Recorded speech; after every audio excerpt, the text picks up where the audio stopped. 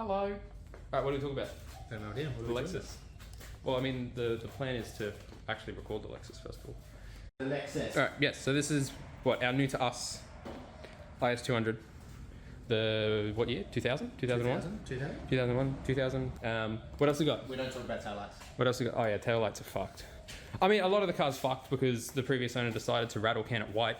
So the car is actually blue. Beautiful blue. And is fucking gorgeous. Oh yeah, cream interior, 6-speed manual. But yeah, it's just been rattle canned and it's fucking absolute garbage and dirty because I wiped soot on it. Big HKS exhaust, which is probably the coolest thing on here. Actually, no, the coolest thing's probably the Altezza bumper. Yeah. Which we got the Altezza bumper. And grill. And grill, which is nice, which is actually white, not rattle canned.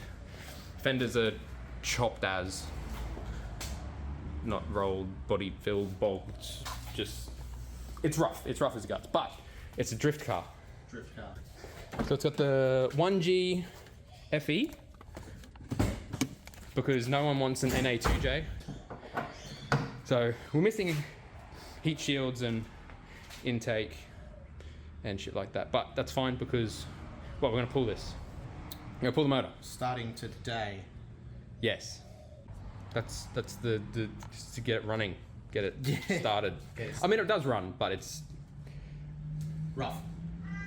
Doesn't run rough. Well, the motor's not rough, but it is rough. Yeah, you overspray and just sort of give it a general tidy. It does have max speeding rod coilovers, which are maxed out in the front, which we have to also change, but it's too low. I'll throw in the video. It did have the Lexus 18-inch off for what? RX 330, I believe. RX 330. So we threw the stockies back on. So we sold those for $200, and we picked the set of 4 stockies for $50. Big stonks.